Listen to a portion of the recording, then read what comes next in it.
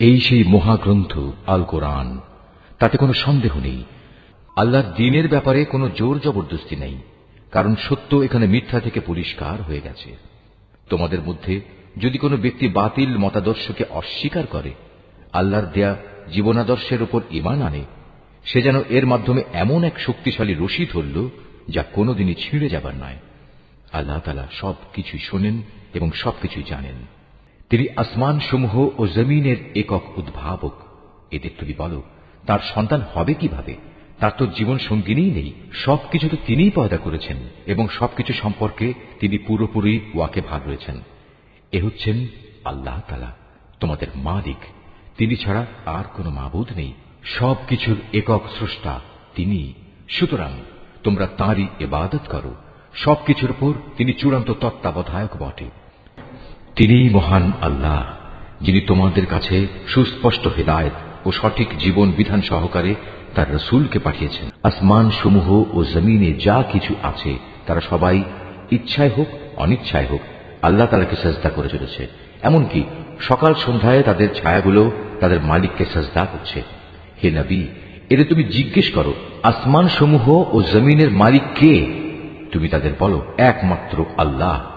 আরো বলো, তোমরা কেন আল্লাহকে বাদ দিয়ে অপরকে নিজেদের অভিভাবক রূপে গ্রহণ করছো, যারা নিজেদের কোনো লাভ লোকসান করতেও সক্ষম নয়? তুমি এদের জিজ্ঞেস করো, কখনো অন্ধ ও চক্ষুষ্মান ব্যক্তি কি সমান হয়?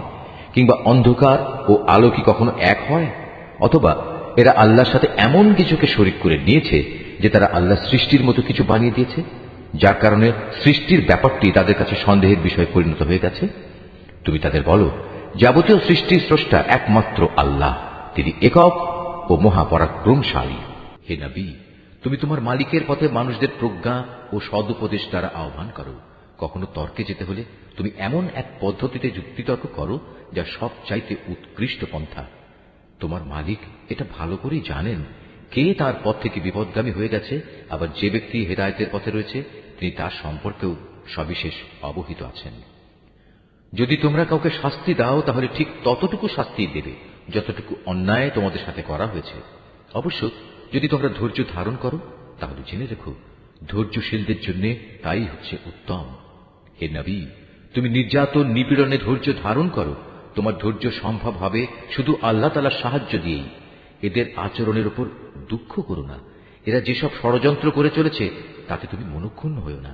অবশ্যই আল্লাহ তাআলা তাদের সাথে রয়েছেন যারা জীবনের সর্বত্র আল্লাহ তাআলাকে ভয় করে চলে।